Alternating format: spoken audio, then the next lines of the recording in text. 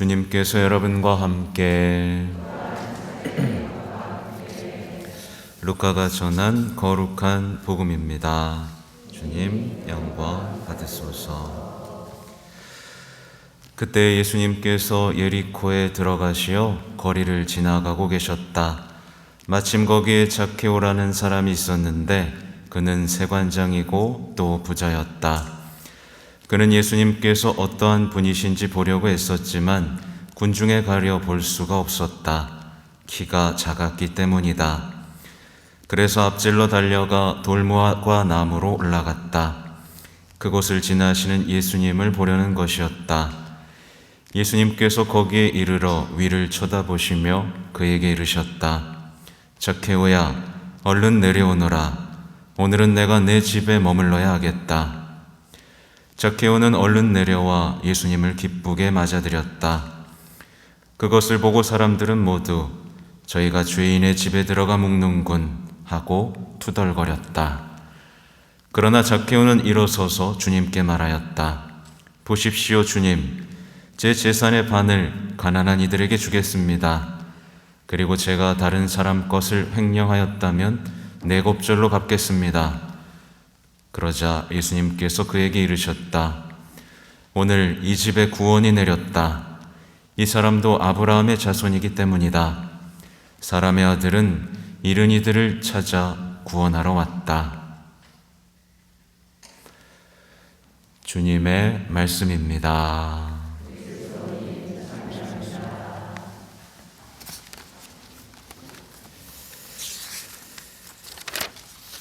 자비로이 교회를 이끌어 주신 주님 기억하며 감사하게 하소서. 오늘은 이상하게 떨리네요.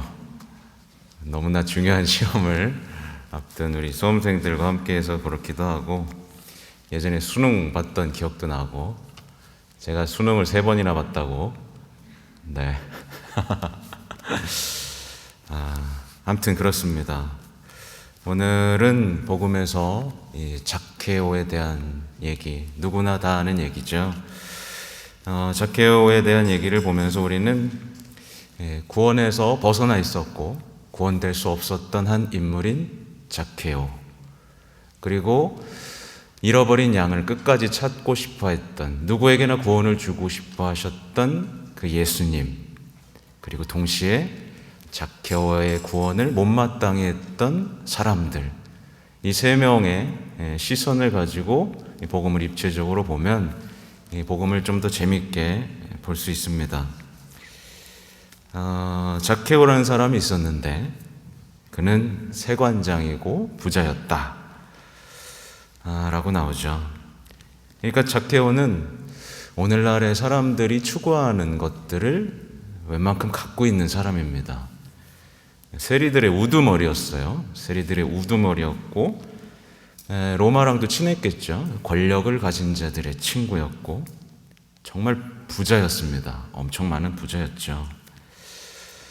근데 안타깝게도 자케오는 세상 사람들이 가진 만큼 얻지 못한 것도 동시에 지닌 사람이죠. 아마 그는 세상 사람들처럼 공허하고 우울함을 가지고 살았던 사람인 것으로 보이죠. 사람들에게 인정받지 못했습니다. 손가락질 받던 사람이죠. 무시당했고, 그러다 보니까 나눌 줄도 몰랐고, 또 가진 거 빼앗길까 봐 두려워하면서 살았던 사람인데, 무엇보다 가장 불행한 게 뭐냐면 예수님을 알지 못했다는 거. 세상 사람들이 아무리 부자여도 행복하지 못한 이유는 예수님을 알지 못했기 때문이거든요. 아무튼 예수님을 알지 못했는데 그는 보고 싶었습니다. 근데 군중들에 가려서 볼 수가 없었어요. 어떻게 보면 오늘날에도 예수님을 보고 싶은데 우리가 혹시 가리고 있는 건 아닌가 돌아봐야 할 대목이죠. 어쨌든 예수님께서는 지나가시다가 위를 쳐다보십니다. 그리고 자케오야, 얼른 내려오너라. 오늘 내가 너의 집에 머물러야 하겠다 라고 말씀을 하시죠. 예수님은 정말 대단하시죠. 그 수많은 사람들 중에서 가장 구원이 필요한 존재를 딱 찾아내시고 알아보십니다. 시선이 바로 위로 가시는 거예요. 그리고 이름을 알아냅니다. 작게오. 그리고 그의 이름을 부르죠. 예수님이 우리의 이름을 불러준다라고 생각할 때 얼마나 가슴 뛰는 체험이었는지 생각해 볼 필요가 있죠. 그리고 거기서 지나가지 않고 그 죄인의 집에 함께 머무르고 싶어 하십니다. 이게 예수님의 모습이에요. 그럼 우리의 모습을 돌아볼 필요가 있는데, 우리는 우리의 시선은 어디로 향하고 있는가? 예수님은 구원이 필요한 사람들에 대한 시선을 쫓고 있는데 우리는 어디를 보고 있고, 우리는 목소리로 무엇을 외치고 있는가? 또 우리는 누구와 함께 머물고 싶어 하는가? 만약에 오늘 예수님의 모습과 다르다면 우리는 불행한 사람일 겁니다. 근데 실제로 우리의 시선은 어디로 가 있죠? 보통 심판에 보통 가 있고, 저 나쁜 놈들. 목소리는 투정, 불만, 고발을 하는데 향해 있고, 누구와 머물고 싶어 하죠? 죄인하고는 절대 머물고 싶어 하지 않죠. 그런 우리의 모습을 돌아봐야 합니다. 어쨌든 예수님은 참 너그러우세요. 너희 작게요, 너 이놈아, 너 그렇게 살면 안 된다, 이렇게 얘기하시는 게 아니고, 야야야, 너 그렇게 살면 안 되고 이렇게 살아야 돼 라고 연설을 하시는 것도 아니고, 단 한마디, 내가 너의 집에 머물러야만 하겠다, 이것이 나의 하느님의 뜻이다, 아주 강력하게 머물러야겠다라고 말씀을 하시죠.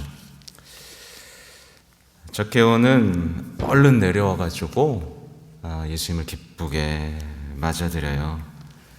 그럼 사람들이 옆에서 박수를 쳐야 되죠.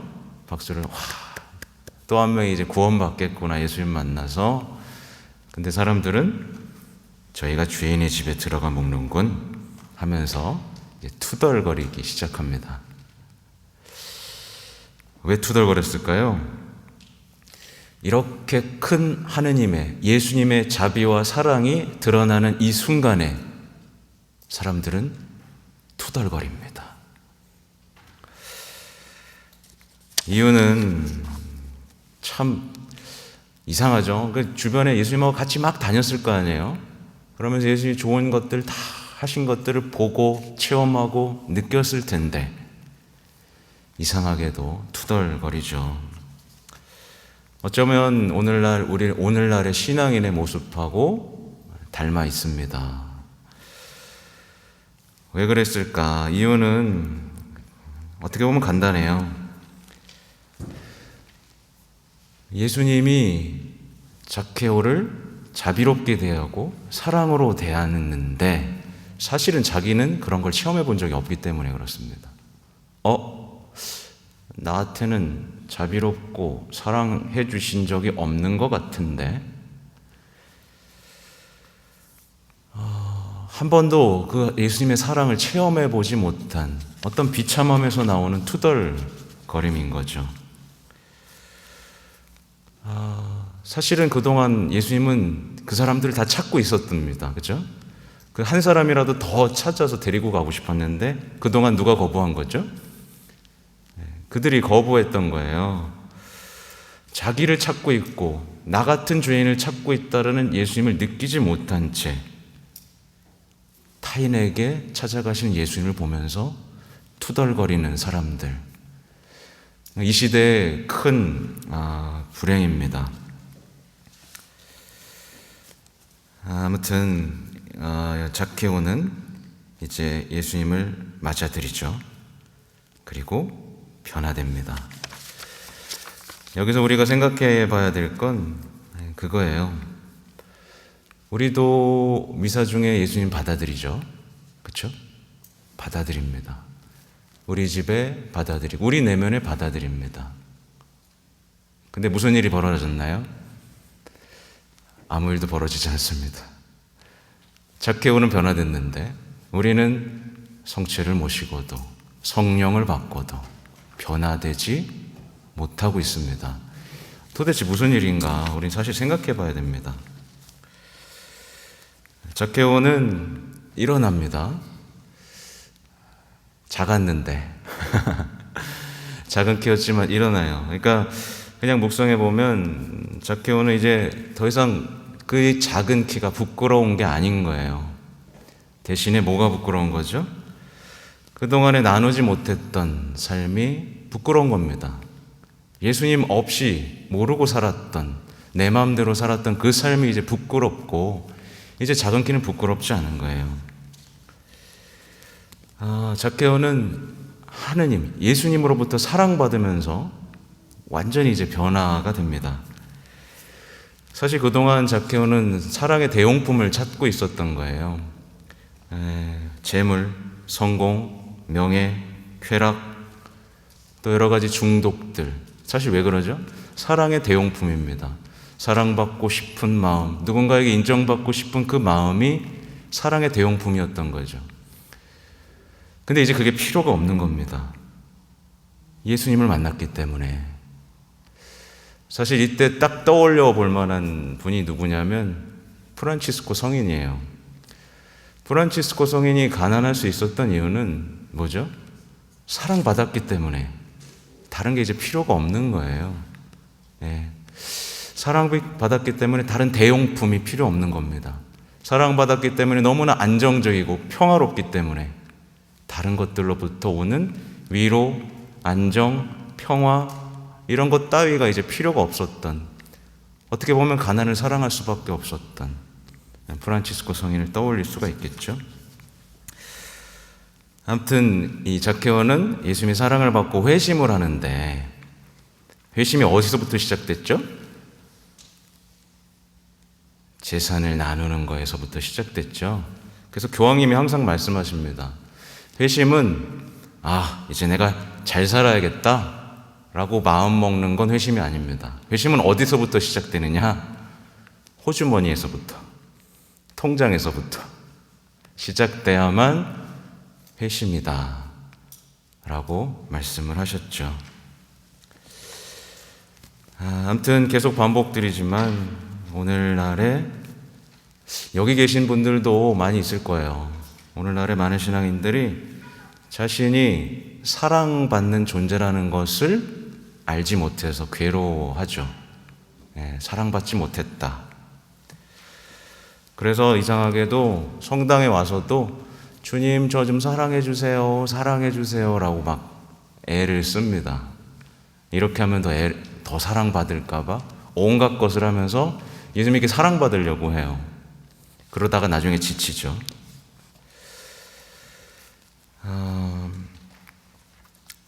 사랑받으면 변화됩니다. 반드시. 그러니까 예수님의 사랑으로만 우리는 변화될 수 있고 더 이상 욕망하는 삶에 빠져들지 않게 되죠. 그러니까 하느님의 것이 됩니다. 그러니까 사실은 둘 중에 하나인 거예요. 우리는 하느님의 종이거나 세상의 노예인 겁니다. 그래서 어떤 분들이 그래요. 하고 싶지 않은데 자꾸 쇼핑하게 되고 다른 욕망에 사로잡힌다고 하시는 분들이 많은데, 사실 그것을 벗어나는 유일한 힘은 그걸 절제하려는 내 마음이 아니라 뭔 거죠? 하느님이 나를 사랑하신다는 확신인 거죠. 아무튼 하느님에게서 사랑받는 영혼은 내가 그동안 얼마나 쓸데없는 것들, 사랑의 대용품을 찾으면서 불쌍하게 살아왔는지를 깨닫게 되고, 그로부터 그런 내가 대용품에서부터 자유로운 삶으로 이제 변화되게 됩니다. 하여튼 그래요. 우리 다 아는, 거의 다 수험생들이 다 아는 수험생들이라서 새롭게 말을 해줄 필요가 없을 것 같은데, 아무튼 우리 친구들도 꼭 부탁을 합니다. 여러분들은 예수님이 무척 사랑하는 사람이에요. 내가 사랑받는다는 것만 느끼면 우리는 사실 성적 높고 좋은 대학 가는 거 좋긴 하지만 그것을 통해서 인정받으려고 하는 사람은 사실 불행하잖아요. 그렇죠? 하나님에게 충만히 사랑받고 능력을 충만히 쓰면서 하나님과 함께 멋지게 인생을 사는 그런 아주 좋은 기회를 맞이한 거니까 후회 없이 열심히 잘 보기 바랍니다. 네, 기도할게요. 네, 잠시 묵상하시겠습니다.